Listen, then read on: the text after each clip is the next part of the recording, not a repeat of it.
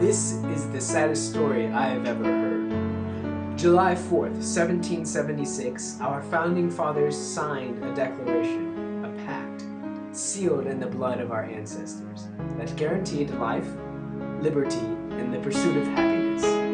Now, 150 years later, the American dream is being trampled upon. The power has transitioned from the masses to the masters, economic establishments willing to buy the vote. I assure you, gentlemen, this can no longer be so. At the onset of Robert La Follette's political career as a young representative in Wisconsin, he was offered a bribe by Senator Follette Sawyer. Sawyer told him a court case needed fixing. He was furious. How dare Senator Sawyer use money to influence our legal system? How dare Senator Sawyer use money to shut out the voice of the American people? How dare Senator Sawyer assume La Follette be a pawn in his corrupt chess match? La Follette buttered his bread on ending government corruption. For 10 years he traveled around the United States speaking out against trusts and monopolies, calling for sweeping reform to the tainted political climate of the era. As a staunch representative and supporter of the people, he championed improved work conditions, updated agricultural techniques, women's suffrage, and racial equality. His insatiable desire for justice won him the name of Fighting Bob La Follette. Undoubtedly, La Follette was a man of the people.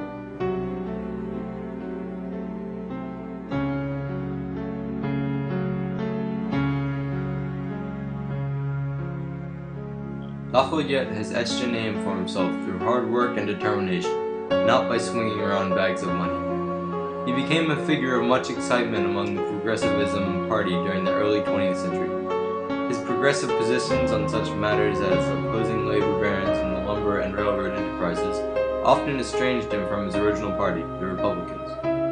Lafayette became increasingly concerned with the election process, where each party would select a candidate during a private caucus.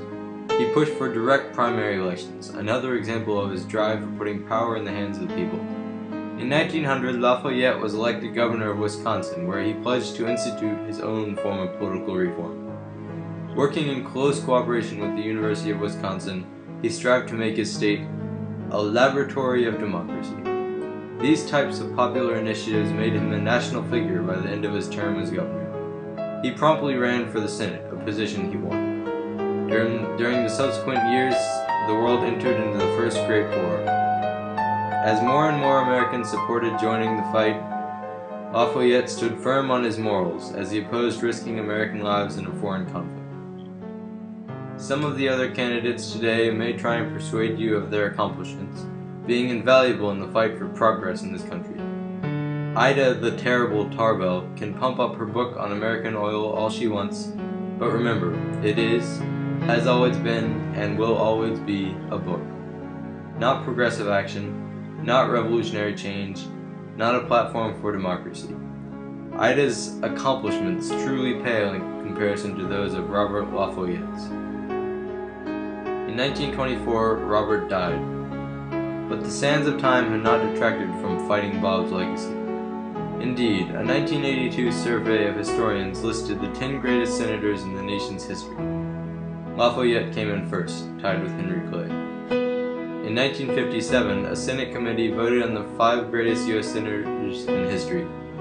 Again, Lafayette made the vote. History will not long remember what we say here, but it will never forget what Robert Fighting Bob Lafayette did for this country in restoring the rightful order of America, by putting the power of this government for the people, by the people, and of the people back into the hands of the people.